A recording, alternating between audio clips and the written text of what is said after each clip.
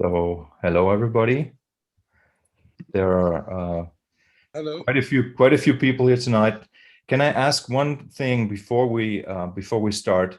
Like, always try to have your microphones off unless you're talking, or like we're gonna get there towards the end of the session that we may have some verbal questions as well. In the chat, you can ask questions, or you can just write congratulations or whatever. Tony specifically asked when I first wrote to him about this idea to do this on his birthday, that he doesn't want this to be about his birthday, which I think is a good idea, because this is not supposed to be a party, but it's more about me talking to Tony about parts of his life that we are not really that aware of, and I think we can kind of like get a lot more out of it if we, at least for the first hour of this event, we just listen to what Tony has to say. And so we're still waiting for almost like 100 people here, but I guess we'll just start anyway. Yeah, they're coming. They're coming. And Leonardo, I'm also making you a co-host, so you can also admit people. Okay. Of course. Yeah. Hey, Marcus, how you doing? Hey, Derek. Okay, everyone, please mute your microphones. Welcome, Tony. Happy birthday, 75. That's amazing. I mean, just thinking about it, when we started playing together, you were only 65 or 64. We are 125 now. 125. Yes. I can't remember back then, but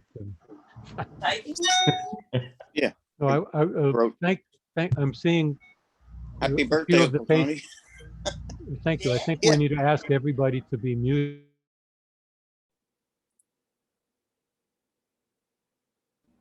Yeah, we have to keep everybody muted, because if you think about it, 100 of us all saying happy birthday and hi. Of course, Dean Arnold is going to talk anyway. I see you're talking, but mute yourself while you talk, Dean, please.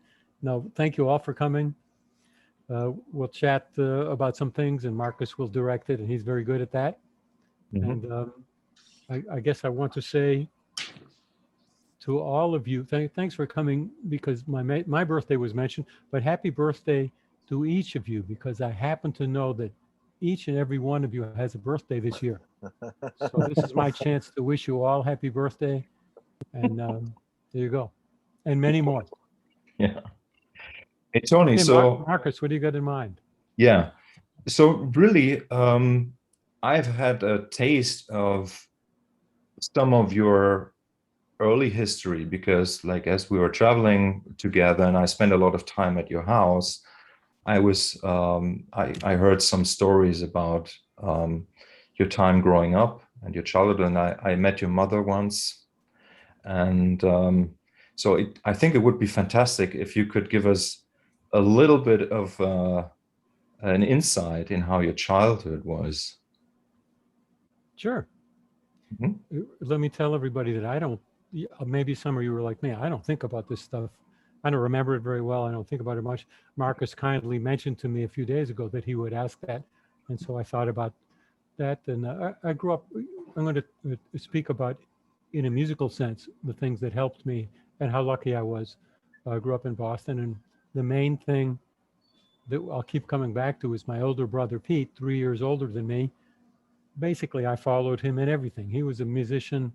I was a musician. He studied, our parents supported classical music. They felt it was their tradition that should be a part of your education. They didn't plan on us becoming professional musicians, but they dealt with that pretty well too. So we both started with piano lessons. And when Pete picked an instrument, he picked the French horn, probably at about 10 years old. And I don't know, I never asked him why he picked the French horn. It ended up having a huge influence on me. Why? Because he, the way an older brother will, he could afford records before I could. And he got a lot of records of his favorite French horn player, Julius Watkins, an amazing jazz French horn player, not classical player, but terrific quality.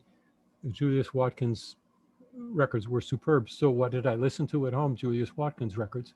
And Julius Watkins had that kind of group, a quartet or quintet. This was in the 50s. This is way back. And this was a style of jazz called cool jazz.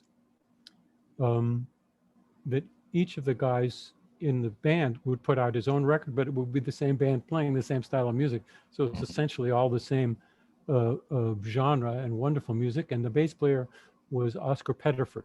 So a simple way to describe my musical upbringing is, even though well, even before I played the bass, I think, before I picked the bass, I was hearing Oscar Pettiford play, an amazing player, and I'll talk about him in a minute.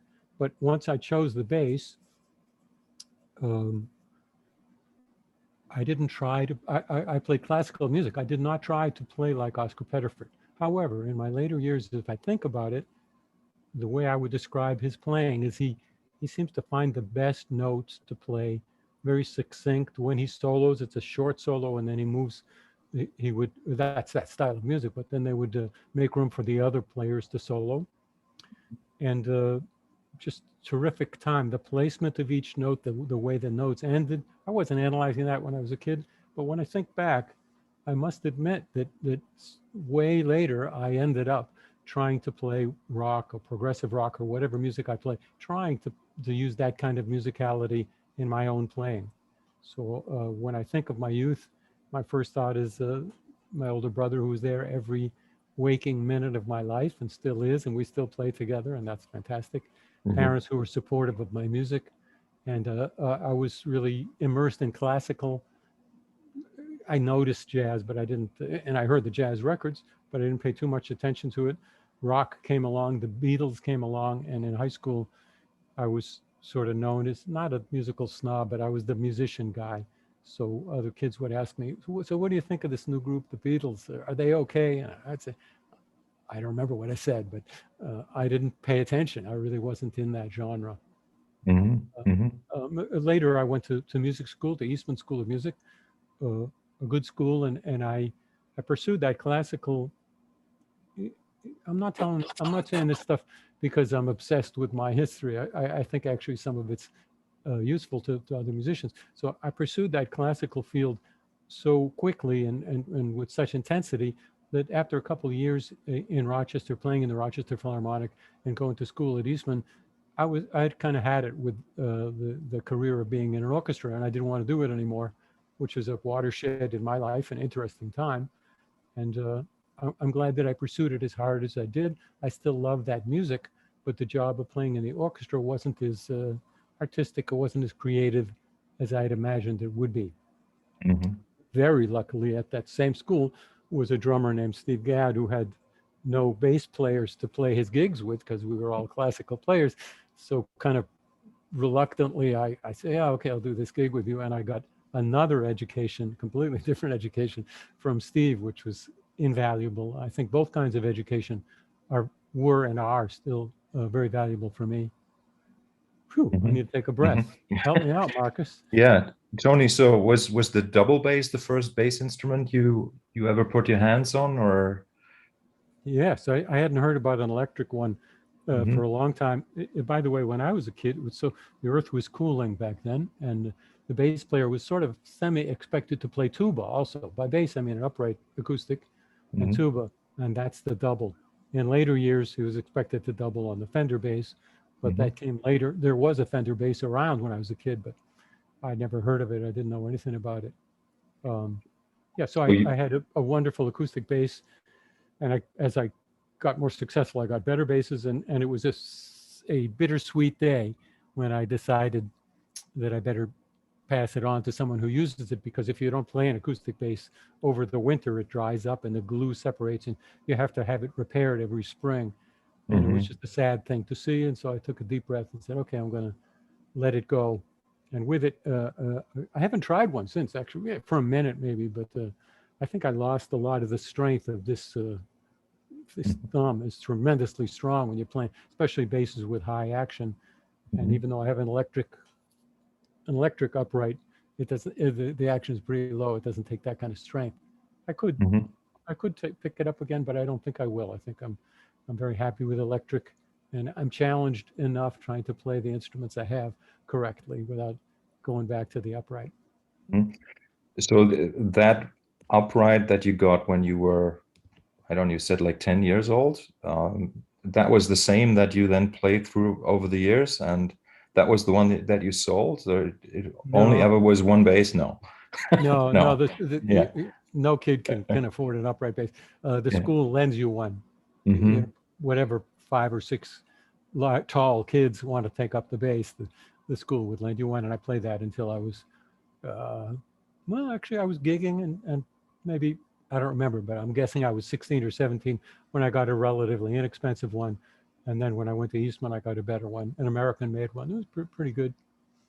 And the tuba, you had a tuba as well, like from that early age? Maybe not the earliest age, and I never studied tuba, but I really dug playing tuba, notably when I did Peter Gabriel's first album. And one of the pieces kind of needed an introduction. And I said, well, what if I write a barbershop quartet, Peter, and then I'll play tuba on the rest of the piece? He said, yeah. So I ended up then getting a tuba and playing it on the road. But when I went into college, I was sort of equal on upright bass and on tuba. I think I was the high school band soloist on tuba, for what that's worth. But Eastman didn't like the idea of me playing 2 instruments, so I dropped the tuba. And frankly, since I've had the mustache, which is quite a while, the air leaks out when I try to play the tuba. So my sound went to hell when I got the mustache. So the one aspect of your playing that I find very special is that you have some sort of like in improvisation, some musical and melodic imagination, let's just call it imagination, that I find very fascinating, because like you also tend to kind of like improvise in ways that are like, for example, breathless. Like when we play Breathless, Fripp's tune Breathless, for example, it's like you play it always, it's never the same, and you always play new melodies, new ways. And coming from the classical world, right, it's something pretty special that you kind of like write your own part in the moment. That's how I experience you improvising bass lines, right? It's almost like you're writing a part in the moment. Is that something that kind of like just came natural to you, or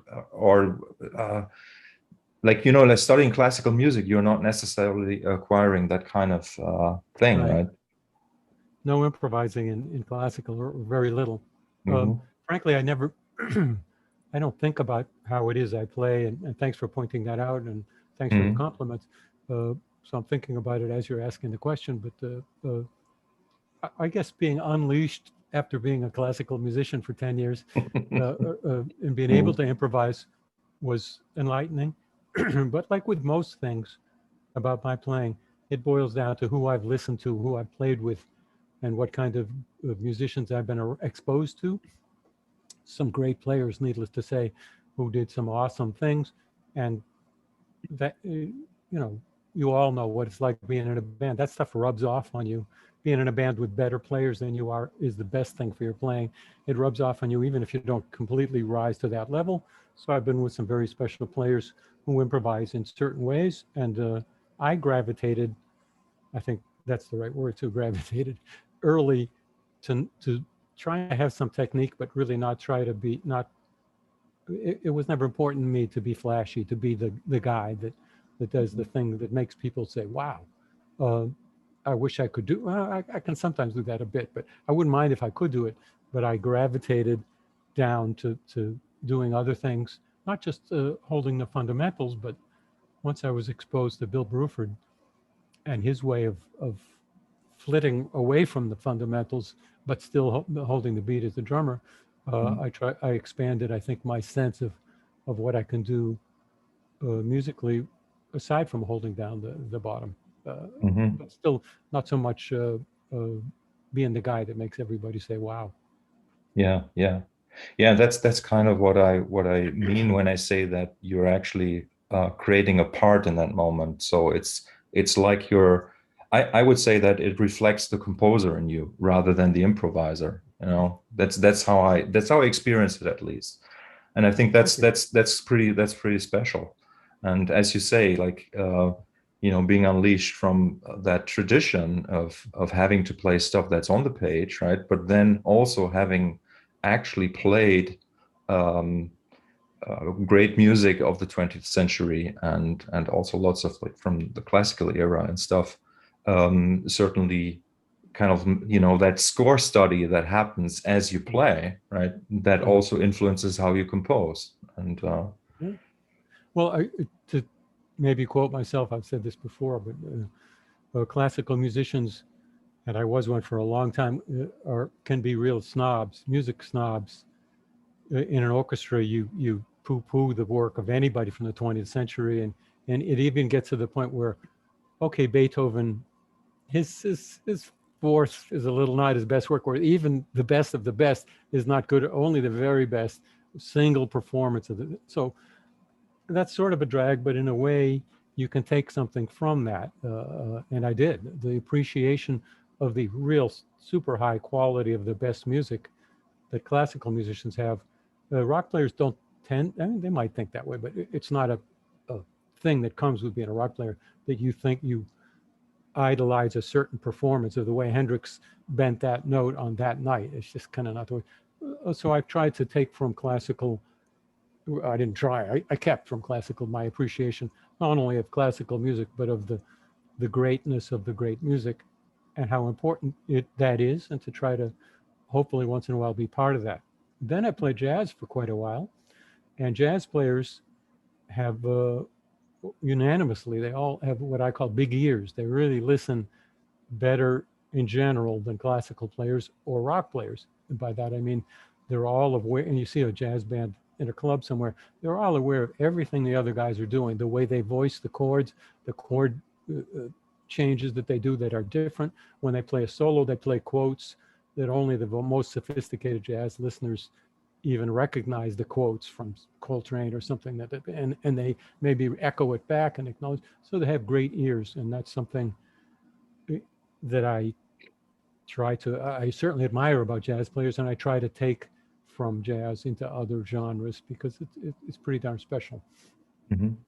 And in rock, I guess when I first played rock, it was just rock. It was only later I discovered progressive rock and maybe other styles of rock. But I loved from the beginning the power, not when I was a kid, when rock was, it really wasn't rock. I don't know what it was called, but the power of it, the love for the power and the strength of the sound. I could live without the volume. Like everyone my age, I'm suffering from the volume that was played at all those years, but that's something darn special that both jazz, most jazz and classical don't really focus in on. What kind of power can I get in my sound? Of course, there are exceptions, a lot of exceptions, exceptional musicians to what I'm saying. But in general, those genres each have something really special to offer. And I feel like I was lucky to play in all of them. Mm-hmm. So it was meeting Steve Gad that got you to play jazz and rock, right? I was pretty lucky. I played a little. I don't think either of us played rock back in those days in the early 60s. This is, but pretty lucky being just a beginner jazz player and having him teach me, not with words, but with musically teach me about feel. He was very experienced and sophisticated even back then. He had really been around. I think he'd spend his summer playing nightclubs with brother Jack McDuff, playing organ trio stuff, and then he'd do a club date with me, and he'd be digging in a way that I was a classical player. I put the beat right in the center of the beat. All you bass players know what I mean. Right in the center, never ahead, never behind. Boom, boom, boom. And in bebop, that's the same as dragging. It just doesn't work. You need to play ahead. And later, Steve and I both had to learn when we came to New York and played at rock.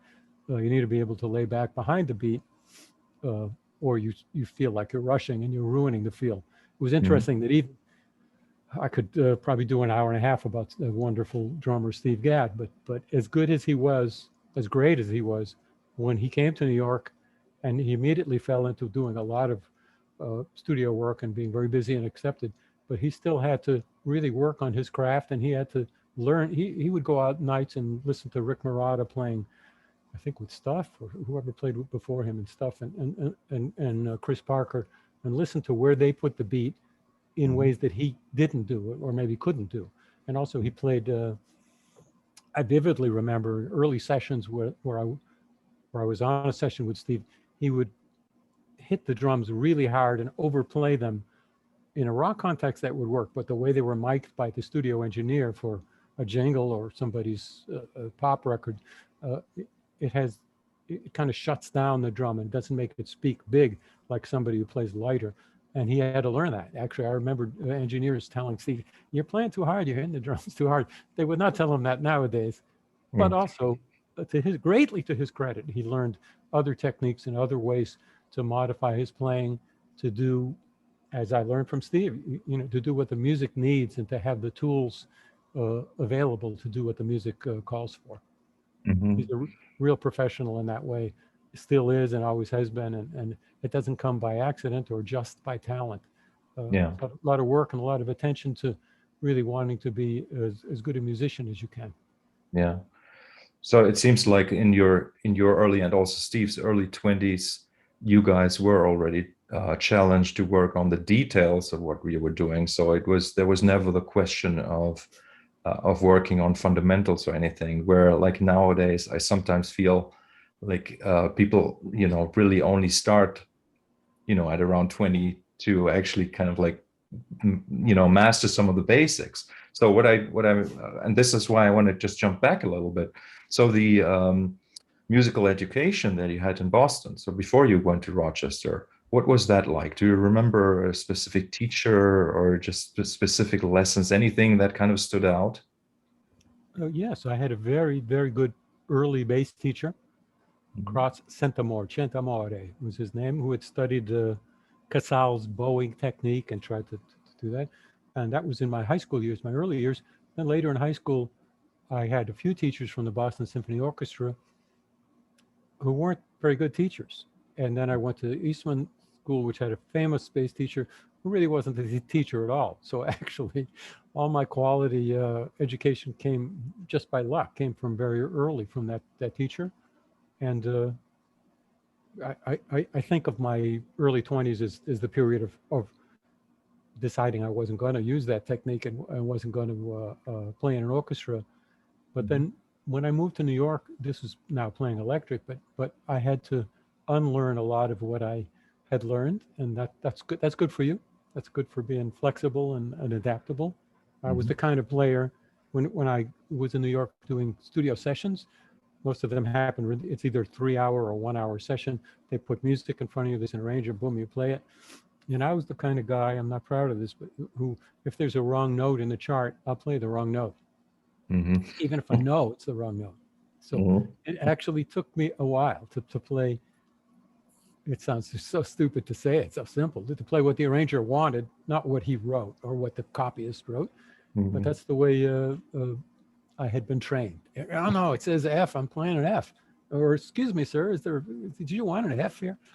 And I got over that, and technically, excuse me, as much a classical technique as I had on the upright, I kind of adjusted it and gradually dropped a lot of it on the Fender bass, for better or for worse. We're talking about the past, ancient past, and it's nicer to be talking about it than I thought it would be. I thought I'd be dreading. Thank you for opening me up and getting me to talk about this. I hope people aren't bored. But nowadays, to bring us up to right now, I, like everybody this past year, just about everybody, I spent a lot of time looking at bass players on YouTube and seeing the amazing techniques that I don't even know about, that people, very young people, I'll just leave it at that, very young people have mastered. And I went through some daunting, I'll bet everybody has, I went through some daunting hours watching that stuff, just kind of trying to absorb it and figure out where I fit in as a student of bass to that. So it's been an interesting and challenging year on that front, in addition to on the other fronts. I have to jump back again. Yeah, sorry. Yeah. But when I, probably a lot of you know more about this than me, but when I changed from upright bass to electric bass, there was really no technique taught. There was no standard of teaching forget about slapping or thumb slapping or anything like that. It was just nothing really. It was like, if you wanted to do that, like, oh, that's like, you're a rock and roll drummer, go ahead and do that. So it's interesting for me to see nowadays how, and I mean recently in the last few years with the internet, how codified it can be and how great some of the teachers are in the classes and what great stuff people are doing. It's really inspiring to me. Yes.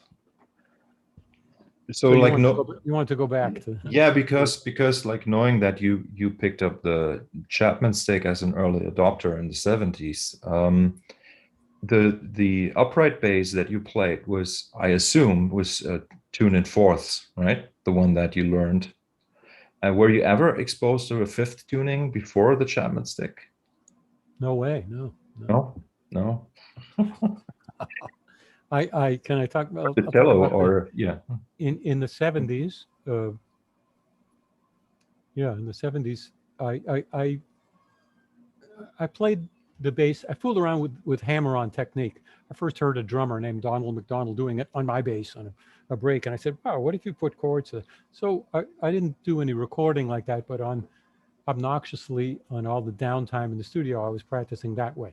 So when Emma Chapman came out with the Chapman Stick, which is designed to be played with a hammer-on technique, that first month, maybe 5 or 10 people that I worked with said, "You should check out this instrument I heard about. You play it that way." And I was a little casual about it, but when I was next in Los Angeles, I did reach out to Emma Chapman, and I think it might be that he was busy then, and I bought it from one of his students. So I bought a Chapman Stick and then delved into the world of touch guitar and the world of fifths, and it was stereo and it had guitar strings that I didn't even want. But it started just because of that technique. I did have a head start because I was tapping casually and trying to learn. You know what? I think it's coming to me that I only ever used that technique once, and that was way later in 1979 or 80 on John Lennon's record. He did one piece of it. Well, I was still fooling around on the bass. I was still doing this, and he said, "Oh, let's start what's it? I'm sure Dean is saying, God, come on, I know the name. Warm up time, something, clean up time, something like that." Yeah, and he said, "Oh, let's start it with that bass riff." So I finally used the technique that I had been practicing for no reason in the 70s, in the early 70s.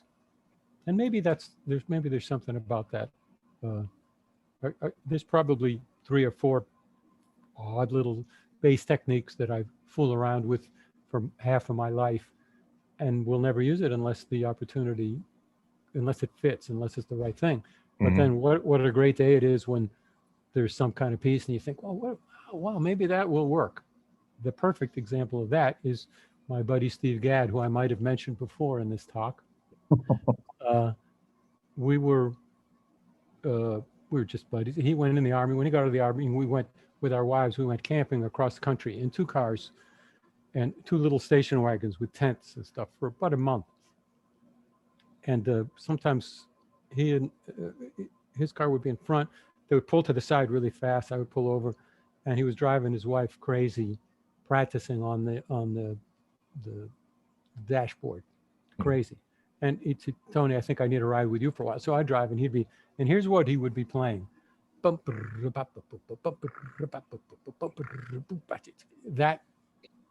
I guess it's a rudimental kind of thing. Fast forward a whole lot of years, and we were with Paul Simon recording One Trick Pony, recording 50 Ways to Leave Your Lover. And he did a little of that. And Paul said, "What?" Like John had done, "Let's start the piece with just Steve. You do that." And he played maybe the most famous drum riff of all time. He hadn't done it on anything else, but he had it it was in his toolkit on his back pocket. And he did it with such expertise and a great feel at that time that everybody in the band knew that's the perfect introduction for that piece. Sorry to go off on that story. No, it's a great story because I remember before we wrote Schattenhaft together, the piece, you were practicing this technique, right? You know, like And it's the same. It's the same riff. Actually, I am still trying to get it right on the stick because it should lend itself to touch guitar. Yes. Yeah. Yeah. Yeah. Right. I was practicing that, and it seemed like okay for Schattenhaft. Yeah. Yeah. Hey, so your like the other experience that you had, like that I think is extraordinary, was that you met Stravinsky and even played right under him. I don't know, was he conducting actually when you were playing? It's not quite correct to say I met him. I played in the orchestra, and he did conduct he conducted the concert. His protege Robert Kraft rehearsed us, so I didn't. Maybe Stravinsky did the last rehearsal, but I didn't have a full bore couple days of him telling us stuff what to do. But yeah, that was pretty darn special. I even appreciated at the time how special that was. Usually it's only in retrospect that I say, wow, what happened there? Yeah. And was that in Rochester or was that in Boston? Yes, it was in Rochester, although I played in the Rochester Philharmonic at that time. The school orchestra, the Eastman School Orchestra, maybe that was the name of it, brought him in. The school brought him in to give him some award, and in exchange he had to conduct the concert. But what he got out of it is he had a new work. I don't remember the name of it. He was quite elderly at the time, and he had a new work, and he got to debut that. So we played that, but more exciting to us, we played the Firebird, and forgive me, well, Marcus, I'm sure I've told you this. I think a lot of you know the Firebird, and there was the Bernstein record that slows down near the end. Da, da, da, da, da, da, ba, ga, go, ga, ga, ga, ba, ba, ba, ba. Okay, so all of us young, enthusiastic classical nerds were like, okay, how's he going to take that? Is he going to slow it down? The music doesn't call for slowing down there. And he if you've seen a picture of Stravinsky in his later years, he can make a face that looks like he's eating a lemon. It's like, and the way he conducted that, he didn't say a word, but the way he conducted us through without slowing down at all through that, his face said this. It said, why would you ever change the music the way I wrote it? It's so great. And I disdain that you would even think of that. His face said all of that. And I have seen, there was no video of him doing our show, but that concert, but I've seen him conducting other concerts in the same year or two, and he has that same look on his face, like, why? Unfortunately, that's about the biggest thing I got out of it, is how's he gonna do the retard or not retard at the end of Firebird. But what a great, I'm grateful to the school for a few things, and one of them is bringing him in. What an amazing experience to give the students in that orchestra that opportunity. So I'm not exactly sure, but like in your school and also your year, there were quite a few musicians that sort of made it, right? Like some people that still have recognizable names. Yes, I'm not going to try and make a list and scour my brain. A lot of them, everybody in the class was an excellent classical musician, so a great majority went into orchestras from their school. Yeah. And some jazz players, the names don't come to me, and also I can't really remember, because I was in Rochester more years than those 4 years. It's hard to be clear on who was at school with me and who I just played with in town. Rochester was and is a very good town. The Rochester Buffalo area in upstate New York, great town for jazz with a lot of great jazz players. So once I started playing jazz, it was in a deep pool, in a big pool. You got to play with some really good players, and that was a good preparation for moving to New York. Hey, do you remember if and how you were studying as a young boy when you like first had your instrument? Did did Pete and did you guys have a music room, or do you remember that? He practiced in his room. We had separate bedrooms, a 3-bedroom house. Yeah, And I couldn't practice in my bedroom. The bass was too big. I practiced in the living room. And everybody suffered through that. But how serious were you as, when you started out? Was this something you picked up the instrument almost every day, or was this more like? Oh yeah, well no, Yeah? it was expected that I would practice an hour or two a day. Mm-hmm. It just kind of, nobody had to make me. That's just kind of what you did. Maybe I didn't do 2 hours a day. It started with piano. It was kind of, you do your homework, you practice piano, and then you're older, you pick an instrument, you practice the instrument. And I think my parents' plan was then you give it all up and you become a doctor and you play the violin in your free time. But things went differently. Mm-hmm. So the piano was the first instrument you ever played? Sure. Yeah. Yeah. Mm-hmm. Wonderful. I don't want to forget to say this because I made a note before when I was I'm going to fast forward as I keep doing on you, Marcus. It's okay. I was in Rochester playing some jazz while I was with Steve, and very much in school and in the Rochester Philharmonic. And a band came to town, and I went to see the band, Jackie and Roy, a nice jazz combo, wonderful singers. And the bass player, his name is Andy Muson. I've recently connected with him after all these years. This was being 66, I'm guessing, 65, 66. And he was playing a Fender bass. And I actually didn't know what it was. I mean, I'd seen Buddy Holly on TV and stuff, but I knew, you do it this way, but it sounded really good. He was really good. He was and is really good. It sounded good. And the kid he was young, by the way, not a lot older than me. Maybe not any, I don't know. But I went up after the show and I said, that bass you got, that's cool. Where do you get that? It sounds pretty naive. It was a Fender Precision bass. It's like the basic bass of all time. And I didn't know what it was. And here's what he said to me. This is in Rochester, New York. He said, here's what you want to do. You want to get a Fender Precision. Don't get a Jazz, get a Precision. Go to New York. He said, and get a used one. Don't get a new one. And the used, that's the word he used, because that's what you called an old instrument in those days. Can we imagine the day when there was no such word as vintage bass or anything like that? Yeah, get a used one because, he said, because a used one will be $180. A new one is $220. And he told me that the store to go to, Dan Armstrong in the Village. And the next week, on a weekend off, I took a train down to New York. I went to Dan Armstrong.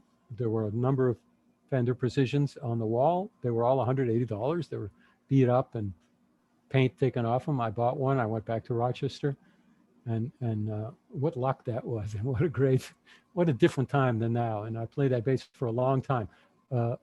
Yeah, it's not kicking around because there was a fire and it burnt up, so it's not kicking around anymore. But I did all my years of studio recordings on it. I was playing it when I first played with Peter Gabriel in '76.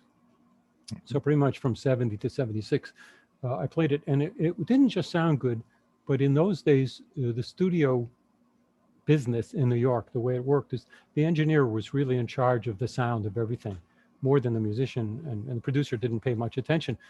Excuse me.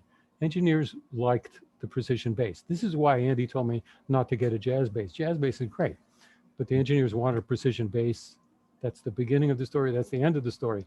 So here's a kid from Rochester who can read music great, but hasn't been around anymore. And I walk in with this Fender bass, and it only has one sound, exactly the sound they wanted. So because of that, it was easier to build a studio career. I wasn't trying to build a studio career, but had I walked in with a Gibson bass, I would have been fighting with the engineer every day until I bought a Fender Precision. So that was just a little stroke of luck I had. Later, my wonderful friend, Joel DeBartolo, a bass player from Buffalo, who had moved to LA, told me he was in touch with Leo Fender, who had sold Fender to CBS and was developing this new Music Man bass, and would I like to try one? And I said, no, I've always been slow to adapt to new things. I always hang on to the old thing. The Fender's great, I don't care. And Joel, in his frustration, eventually mailed me one. It just arrived in the mail. The Music Man took it to a session.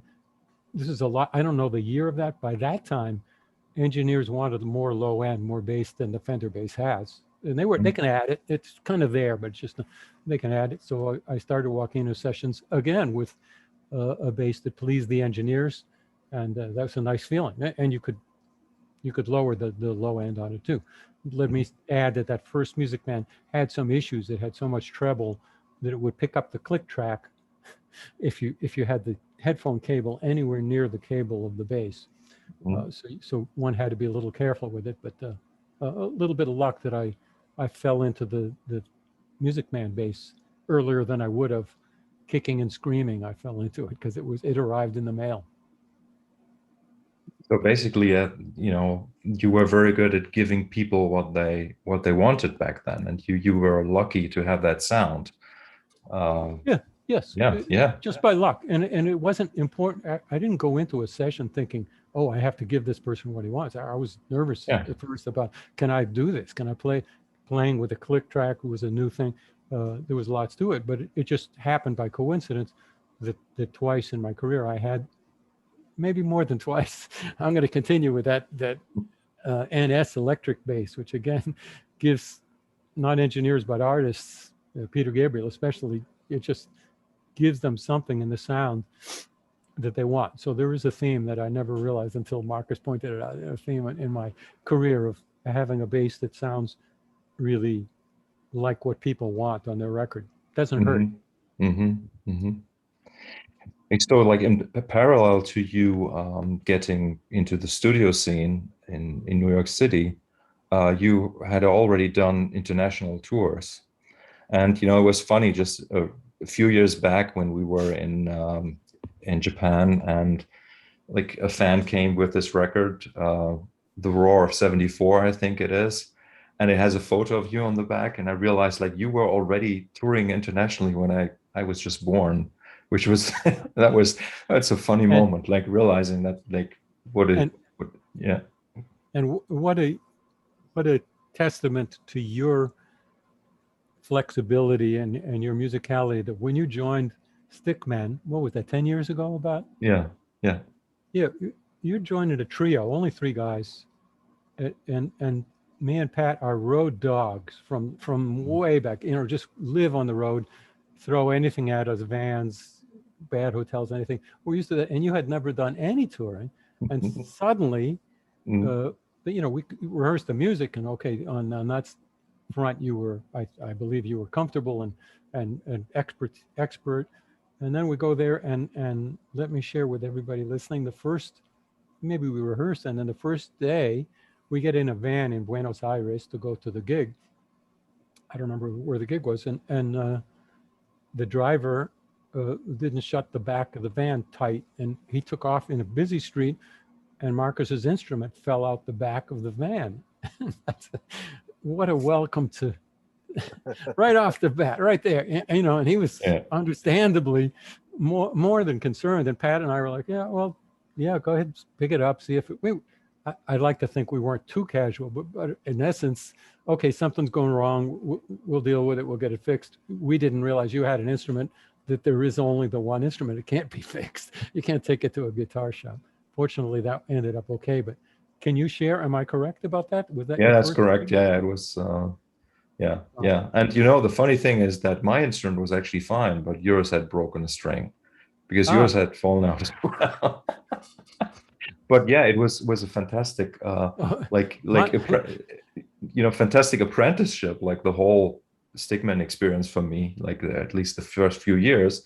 But then, like really on the very first day to experience that, like that disaster, was a good beginning. And that's when Robert Fraser actually coined the term, or said to me, "living the dream," like tongue in cheek, right? And this is why I'm still using that term.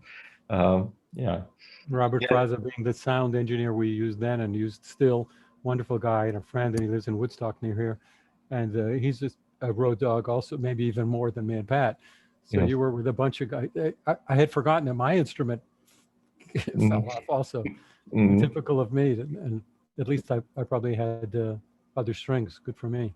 When I first moved to New York and I played in a rehearsal band, it's called maybe a big band with 12, 16, 18 guys who just want to play, mostly horn players who want to play. And at 11 at night, we'd get into the studio and play most of the night. And when we'd take a break, I would just put my bass any old place. And I didn't know that the guys were paying attention to that and noticing that I was a little cavalier about it. And one time while I was out of the room, they just took my bass and put it flat on the ground as if it had fallen from where I had it. And I didn't know, they were all watching me. When I came in, I just picked it up off the ground, checked the tuning, and just started playing. So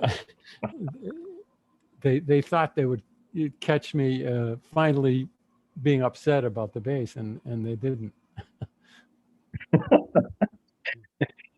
So Tony, I figure you got, especially in those days, I had that Fender that couldn't be killed, so, and my justification came, I wasn't looking for justification. I'm still not really. But when I rehearsed with Jeff Beck, a wonderful little period with Terry Bozzio, he was putting together a band. It was a maybe, and it didn't lead to anything, but we rehearsed in SIR in New York.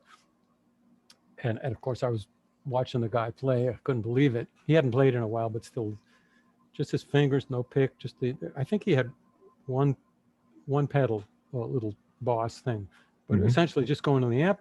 We took a break and he put the guitar right down on the floor. He didn't have a guitar stand. My kind of guy.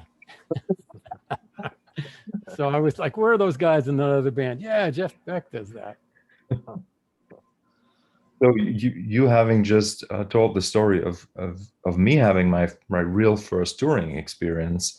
I mean, maybe you don't remember, but maybe you remember some. Like, what was your first touring like? International touring, like when you had to go to airports and stuff. Do you remember that? Now that you ask, I do. I did tour with orchestras when I was in high school, including the Greater Boston Youth Symphony. Went to Washington and played for JFK. And I recently looked up the details of that tour, and we stayed on a military base. It was pretty unusual. And then on the way back through New York, we played in Carnegie Hall. So I was 16 at the time, and I did like being on the road. Yeah, my first time to Europe was with Chuck Mangione in the mid 60s. And we went to the Montreux Jazz Festival, and then after that to London to play in Ronnie Scott's jazz club, which is still there. And we played 2 weeks in Ronnie Scott's, and it was for a bunch of kids, that was quite an experience. The first, we each had, we were all married at that time, and we each had our wives or girlfriends maybe. But anyway, we traveled together, but we got separate cars in Paris. And we left to go to Montreal in 4 different cars, I think. We got to the first, what English call roundabout. I don't know what they call them in Paris, but the traffic was such that we all lost each other. And of course, nobody knew to have a map, there was no itinerary stuff. This was a long time ago. So we met each other days later in Montreux, the day of the day before the gig. So we survived, cute and sweet to think back of, not knowing the rules and playing it by ear. Yeah, I just remembered you telling me stories like before there was GPS, like what kind of stress it was to actually get to the gigs, right? I'm sure a lot about. I'm looking at faces. I'm thinking about half of the people who were here remember what we were lost a lot of the time. We were lost, and I say we're road dogs and used to it, but it can be frustrating night after night after the show to get in a van in Peter Gabriel's tours. Sometimes it seems like there would be a kind of a runner from the venue his job would be to take you to somewhere out in the sticks in France where there's a chateau where we're staying. And the guy had never done that, and he would be lost. And night after night, you're just seeing the hours go by on the road. And you're just lost, and you're in the back of a van, and yeah, that's not the fun part. That's not why we do it, and that happens a lot less, thank goodness, since GPS. And once you have other people that are kind of like responsible to get you places, right? That also makes a big difference. But then, like I remember my first tour with the tour bus, where I was so nervous when the bus driver had to park the bus, you know, at the venue, and sometimes it took 2 hours from the, yeah. Wow. Yeah. What tour was that, Marcus? Oh, well, actually, it was the one with Crimson Project, where we had that one driver who was really What a kind of like driver, special. the military guy. Yeah, he didn't just back in; he backed through cobblestone streets in an old Italian town, not even a city, a town the width of a car, and he would back in and around turns. He was unbelievable. Yes. I wasn't nervous; I just couldn't believe it, and we couldn't open the door to get out. There wasn't room to. Yeah. Yes. Yeah. Yeah, a lot of those experiences. We should all, each and every one of us, write a book about our road experiences, and that includes those of you who are visiting us and have done a share of traveling too. I think everybody's got a book in them, don't you? I think so. I think so. And I mean, you already had a few books in you, right? And are you considering? I'm just asking you because I don't know this. Are you considering to write an autobiography? No. No. I love writing, and I'm taking writing classes again, as I used to a long time ago on Zoom, and it really works really well.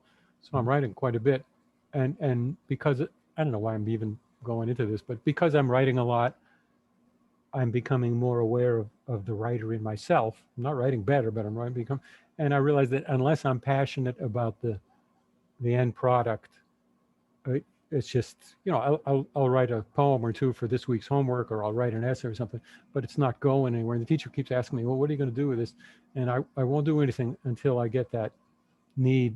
All us musicians know I really need to put this band together or to do this album. When I have that need, I know nothing will stop me from doing that. If I don't have that need, there's so many things that will stop me, especially schedule and other things that get up on the list. So I'm enjoying myself writing and waiting until I'm inspired to do. I actually have an idea for this summer. We'll be touring by bus, and King Crimson I'll have a lot of writing time on the bunk of the bus, like the old days. So I'll hope to get underway on something, but if I don't, I forgive myself. Something I'm really good at, forgiving myself. And I don't mind that. I don't mind that because forgiving yourself makes it easier to forgive other people.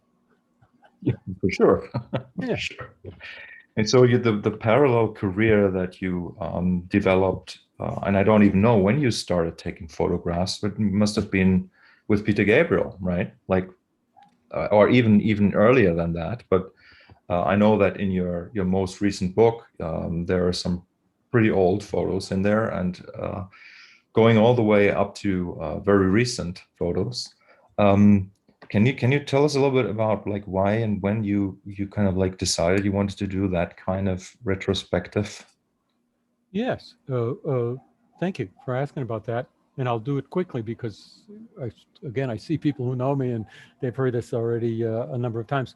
This past year, I got to look at the list of things I'd like to do someday, but never have time to do. And the big one, the big looming one, there were two: solo album, 10 years late, and the coffee table size, the photo book that justifies the quality of some of the pictures I've taken through the years.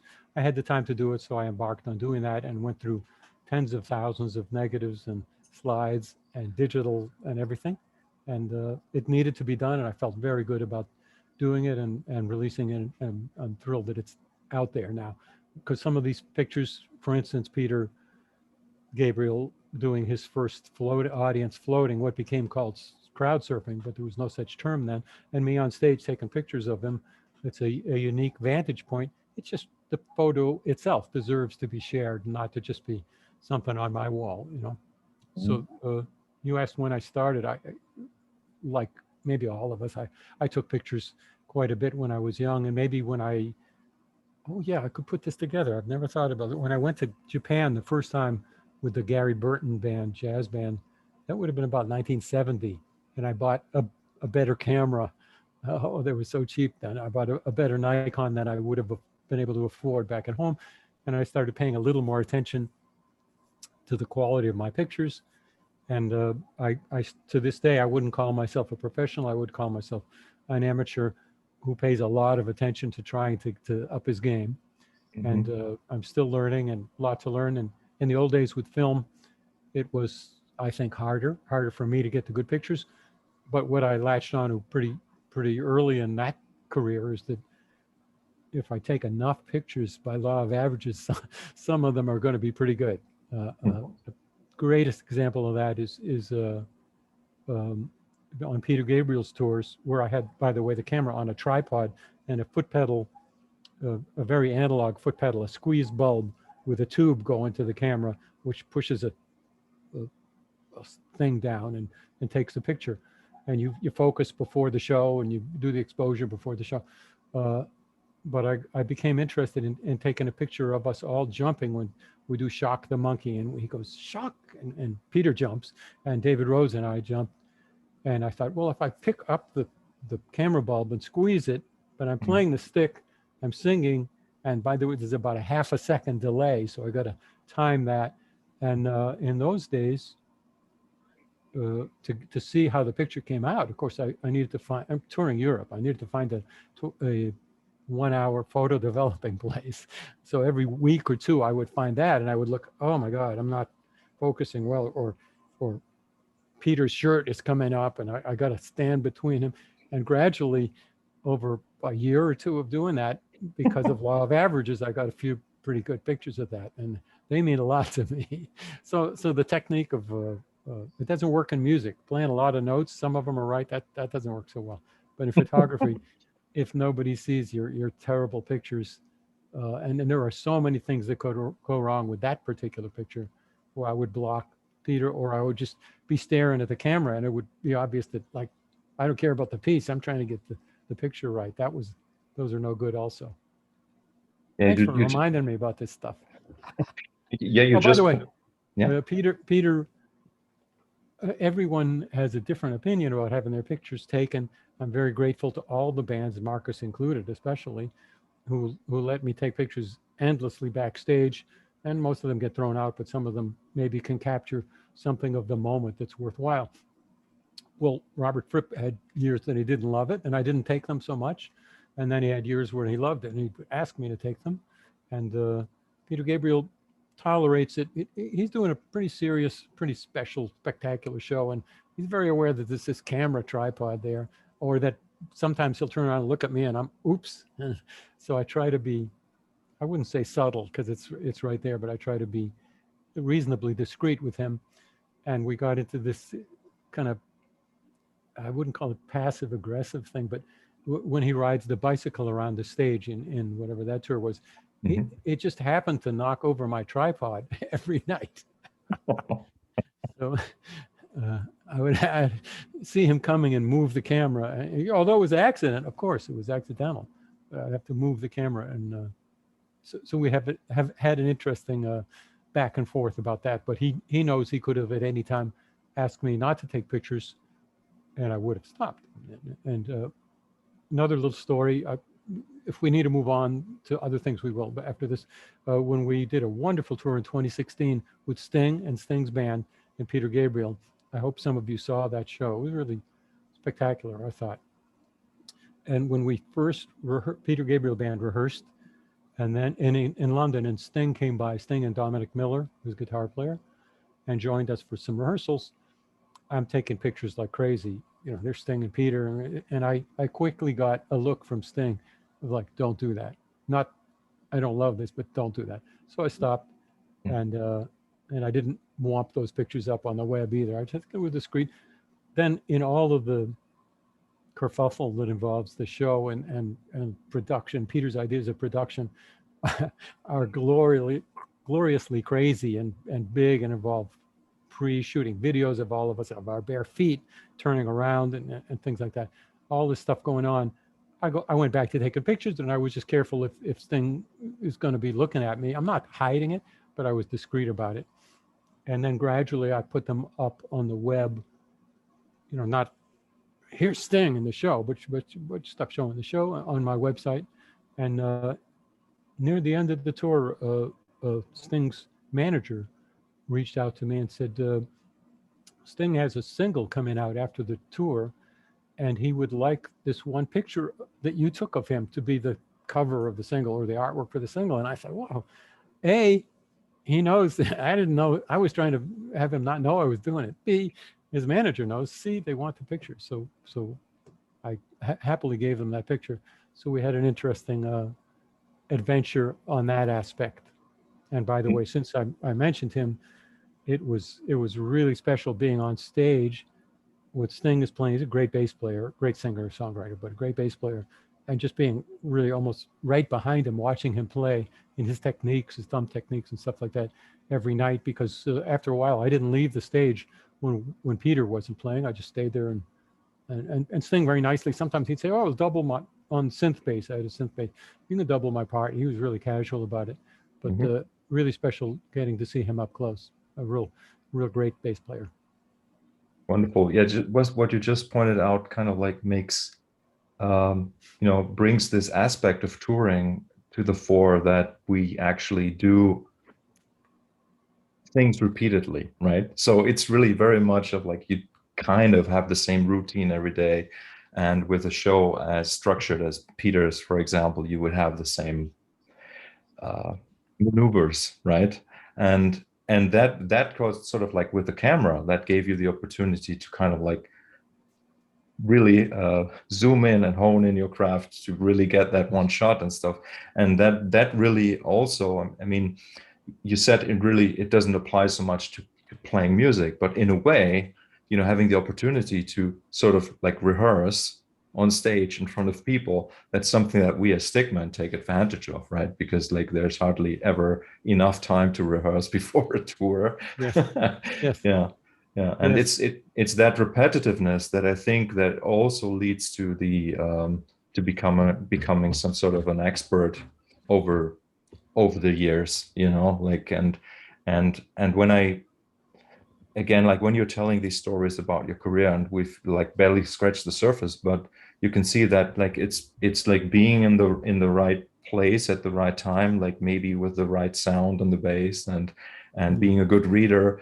But then there's also like the social aspect, like as you were saying, like you're noticing like when Sting kind of non-verbally communicates, okay, no, not now, right? And so this kind of being in that situation, then is almost like a snowball starts rolling down the hill, and you've played with so many people, and you've done so many tours. And so maybe like as a last question about your life, let's say, right? So it's literally 50 years that you are a touring musician. Like you said, you were already touring when you were 16, right? So 60 years, not 50. Yeah. So, and for a minute, I thought I could get away with it. Yeah, I've only been doing this 50 years. Can I interrupt you? Hold that question. Yeah. Because two things you mentioned. First of all, I should mention that in the John Lennon sessions, I had my camera, of course, and I went into the control room and I said, "You mind if I take a picture of you, John and Yoko?" I said it to them. And he said, "Yeah, I do mind. Please don't." Mm-hmm. And if I were a professional, this is why I'm not, if I were a professional, I would have taken the picture and then asked, and I would have that picture that I will never have. And the other thing is when you talk about the repetitiveness, all the days aren't the same. There's lots of differences, but a lot of the situation is the same. Very good point to bring that out. And there's a couple things. As a photographer, Marcus backstage, Pat backstage, nowadays I spend half of the time with the camera just putting it down. I don't take the picture because I have the exact same picture of the exact same person in the same dressing room maybe 2 or 3 times. We play the same clubs, and okay, he looks tired. Okay, I know I have him 2 years ago looking tired, and I'm always looking not for only something that the layout is nice and the expression is good, but something that's fresh and that says something about this tour. So that's one thing I want to say. And the other thing is all that time sound check. Something you would think I would have known this before, but it only occurred to me in the lockdown year. I do a lot of recording across the room in my home studio, and just gradually my playing, it was occurring to me, my playing is not as good. I'm just not in time, and it's just a little bit, I could fix it, and I could do a lot more takes, but and that was puzzling me, and I realized that I'm used to having the bass or the stick in my hand, 6 hours, 7 hours a day, not practicing, but playing, or maybe more than that many hours every day, or 300 days a year or something. I don't count them, but in the lockdown, I would come up and I would do some stuff, and I would play for half an hour.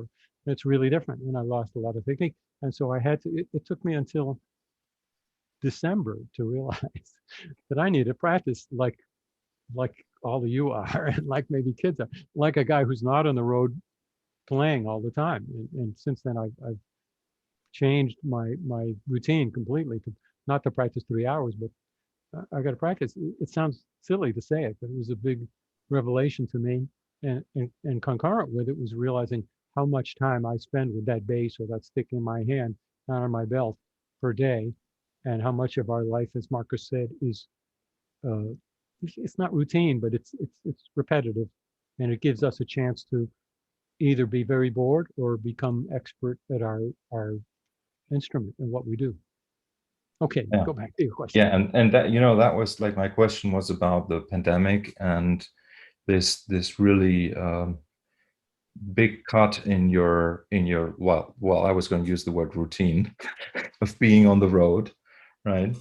How was it for you? Like how did you cope with the new situation? Was it hard, or was it something that you eventually enjoyed? Or I don't have any great wisdom to apply to it. I think it was challenging.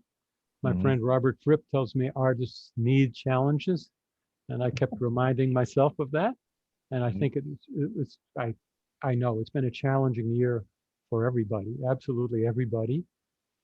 For myself, not so bad, can't complain. It's been that way the whole time, partly because you can see from the size of my room, I'm not in an apartment close with other people, and partly because I have my music, and I not only was able to do some recordings, but to write music, and so I was able to keep artistically active, and I was not starving, so I cannot complain.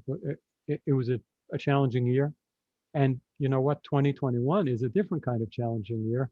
I was doing an interview with Levin Brothers musicians and Jeff Champa, the guitar player, when he was asked some question. He said, "Well, I don't know." He said, "I've never come out of a pandemic before." I thought, well, yeah.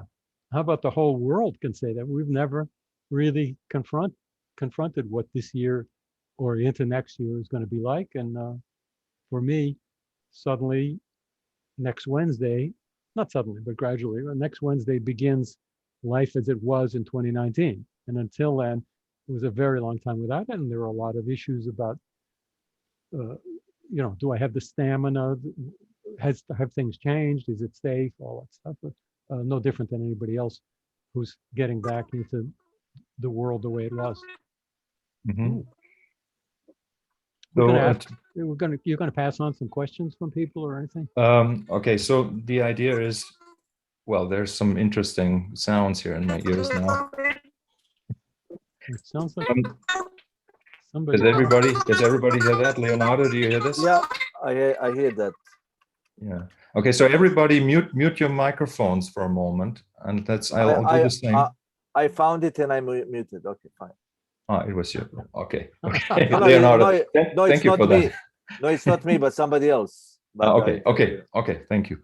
Hey, so there's one thing I told Tony about this before we started this event. My friend Jean-Philippe, who is a music producer from France, he actually downloaded some of the Prog Noir multi-tracks that I put up on the internet after I did another of these Living the Dream events, and he sort of created a little bit of a tribute collage of Tony Levin moments and created this download. And just for everybody who is still listening, I'm going to just post the link in the chat, and it's a free download, so please go check it out. It's kind of wonderful. It kind of brings together all these unique tones that Tony has used over the years, and it's a wonderful little experimental piece of music. So, and it's a Prog Noir remix as well. So Tony, yeah, just to kind of like give you a little bit of a break, maybe if Leonardo could say something about the upcoming tour for Levin Brothers, and also what the plans for Stickman are. And then Tony, maybe then to finish, you can say a little bit about what's in the cards with King Crimson. So, but maybe Leonardo. Yeah, finally we are on the tour, you know, something that we didn't do in long time. My last tour was with you and Tony in Japan, the famous 1 date out of 9 dates tour, you know, because of cancellation, Japan and China. In Japan, we did only 1 gig, and this is virtually my first tour, you know, and I'm very happy and excited to be with Levin Brothers. We have some shows, June 9th in Marlboro, New York, then June 10th, Sellersville, Pennsylvania, June 12th, Lewis in Delaware, June 13th, Kennett Square, Pennsylvania, then June 16th, Paulding, New York, June 17th, Hudson Falls, New York, and June 18th, Syracuse, also in New York State, and June 26th in Bearsville, New York. It's actually kind of sort of local tour because we don't want to travel, you know, do like, you know, flying, you know, this is just very easy to do like, you know, 3-4 shows during the week, then go home and do it again. And we are very excited. And then also Tony can say about that. There is a lot of King Crimson this year. Hopefully everything will happen. Then then in October you have a Stickman tour in Europe, and then Tony has again King Crimson in November and December. And for Stickman we plan to do this tour in USA, North America in April of the next year, because we had a lot of cancellation last year. A couple of times we had to cancel our tour, first in April last year, then we had something in summer, we had to cancel, postpone, and now we are kind of recouping most of those gigs that we lost and adding some others. And it will be a very exciting year to tour, you know. You know, I will be with Tony and Pete and Jeff Siegel and Jeff Champa on this little tour, and I'm very excited, like as musicians, you know, just being there, like, you know, seeing people, you know, attending real shows and be on my match table and talking to fans and sell some match, and, you know, just to have this kind of excitement about doing things that we actually do for a living, you know, and, you know, just, you know, it's great. It's great. The Crimson, the tour is planned. I think it's about to be announced. All the things, you know, I can't really, I don't know what I'm supposed to say or what I'm not supposed to say. So, but you know, you'll hear about it soon, or maybe it's already out. I don't know. But US shows pretty much for the rest of the summer, and with a break for our wonderful music camp that we do every year. I see some campers here, and we're all good buddies after all these years of camps. And the Crimson thing, it's definite, but there's all kind of tricky stuff. I try not to pay too much attention to what about what the English guys have to do to be allowed into the US, stuff like that. Mm-hmm. I would think there's going to be an announcement soon, unless there already has been and I missed it. And it's kind of like the same for the Stickman tour in October. I mean, I still think that we can't be so sure. And like I've seen that some British venues had already announced shows that weren't confirmed by us, and like it's sometimes it's a little bit sad, and we can't be there when people expect us to be there. Yeah. But like everybody should understand that in this time, it's really planning is very, very hard. And Leonardo kind of like pointed out to me that if he doesn't kind of like rebook the shows for the next year, what's going to happen is that, you know, all the dates will get taken by other bands. So there's sort of like the need to rebook, even if you're unsure if you can do it, you know. Right. That's a very tricky thing, because also there is another thing, like, you know, because in the entire world, a lot of our artists did do those shows, like everything was canceled. Now everybody wants to do the shows, and there is especially for 2022, for the next year, there is a big oversaturation of the potential gigs. And now I have to book, like, not only for 2022, believe it or not, with certain artists, I'm planning 2023, because if I don't start now for early 2023, I might be in a situation that I will not be able to do a nice tour that you can travel like 2, 3, 4, or maximum 5 hours from time to time, but normally 3 hours on average between two cities. And that's very challenging because I'm seeing this, like, there is English artists that I'm trying to book in early 2023, and then some venues are already booked. And even in Japan, like, now they're not sure about these Olympic Games because that might compromise the situation because nobody knows. And also in Europe, nobody knows what this opening of Southern Europe and entire Europe for tourism, what might bring in the fall. It might be good, it might be not good. That's why we have to hope. We will book the gigs, we will announce them, but then we have to eventually postpone them because, and everybody has to understand that it's not our will or wish to cancel or postpone gigs. It's just, everybody's in this kind of situation, even, not just big bands, but also all kind of bands, from small artists to the big artists. Everybody has this issue. Okay. Told me that Laura Onopchenko got divorced. Oh, it's too bad. Okay, Tony. So one last thing, okay, because like we have many people here in place that are some of which, as you said, are already campers that come to the summer camp in August. But those who don't really know what it's about, like I would be interested in hearing how you would describe the experience and why. Like I remember that initially, I was there when the question was posed to you if you were interested in doing it in late 2010 or so. Why has it become such an I don't want to say important, but why has it become what it is? Yeah, and what is it? It's a phenomenon, and I'm not talking about it. I don't talk about it to try to get people to join up and do it. I think it's full and it's fun. It's what it is. But the 10 years ago when we first did it, called Three of a Perfect Pair music camp with Adrian Ballou and Pat Mastelotto and myself, and who wants to come to share music and things like that. And it kind of, I almost didn't want to do it the first year. I don't like, maybe you can tell from the way I talk about it, I don't really love being in the position of like, I'm the guy, I don't give lessons, the position of I'm the guy who knows all the answers. So I thought this could be a little squeamish. But what I found out was, as one does when one tries something that one is reluctant to do, one sometimes finds out there's something very special going on here I didn't know about. It became, very quickly, it became a community of people who shared, very nice people and very supportive people who share an interest in progressive rock and in King Crimson, and who kind of want to play and can jam. What we first called jams, it was first jamming the first year, became really people, different groups of campers preparing pieces that they would perform.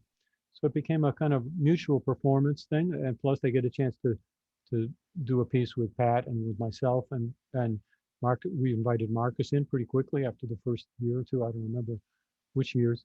A lot of instruction, but mostly not mostly, entirely the magic of it is this community. In other words, people connected in a way that's more important than King Crimson is even. And so it's been a very special thing, to the point where Pat and I said to King Crimson about that's our first priority of all the touring and all the work we do. But this summer that week we cannot tour. We have to, King Crimson has to take a break so we can do our camp. It's been very special people, including the lockdown year, because of Zoom and because of kind of wacky big Zoom calls with everybody shouting and sharing their stuff. I'm covering up Dean as I say that because he's going to make a face. And no, a great bunch of people, and it's touching to see how they've connected. So that's what camp's about. Yes. Okay, Tony. So let me say it again. Happy birthday. Oh, thank you. And I hope that Andy's gonna cook you a nice meal, or maybe you guys are gonna go out. We actually have no plans yet. I spent the morning, a really exciting morning. I went over to, I have a warehouse and CDs for the tour. We have a live album, Levin Brothers, that we're going to sell on tour, but inadvertently I had them made with shrink wrap. So I spent the morning with a box cutter and hundreds of CDs taking off shrink wrap. That's a typical musician birthday thing for you. I really appreciate everybody coming. You're very kind, and to even care about me in the smallest way is an honor for me. And I hope you all have a wonderful continuation of this year of things opening up. I answered a couple chat questions, but I can't keep up with the speed they're coming in at. And thanks for coming. That's what I have to say. Thank you We still have very a few much. more. I think we have a few more minutes if you want, right? Yeah, if anybody wants to ask a question directly or in the chat, please go ahead. Well, the chat is Going too fast. it's going fast. Somebody's from Albuquerque. Good. Well, the thing of I hope Crimson comes to this town. I think you can see on Crimson's site where the potential shows are, even if it's not. Marcus is gone. Oh, you've moved in my mosaic of people. How did you do that? I didn't do anything. Okay. Yeah. So always online. There's the question. Oh, please come to our town. It's not up to the band. You know, this is not up to the guys in the band. And in this case, this year, the kerfuffle, the promoters go through, and immigration and all that affects everything so much that nobody can be sure until it's actually booked. So I hope I'll see you all, and Levin brothers too, as someone just said. Yes, yes.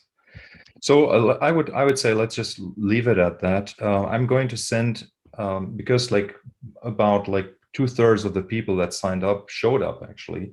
So I'm going to send out an email with a link to this video, and also to the track that Jean-Philippe did for this event. And I thank everybody for checking in. And yeah, thanks. Tony's handwriting, famous handwriting. And yeah, also don't forget, if you haven't seen it, Tony's book, what is it, Images from a Life on the Road or something like that.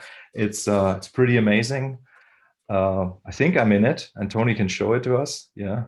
It's really Marcus special. is in there. Yeah. Too big to look through and find Marcus, but he is in there. Yes, of course. And yeah, we hope to see you again on the road. And thanks very much. And I'm gonna end this now. Bye bye. Thank you, everybody. Bye. See you soon. Happy Bye-bye. birthday, Tony. Thank you. Happy birthday, Tony. Bye, Tony. Bye. Pat's Hey, doing Matt. his lighter. All right, that's a little 90s right there.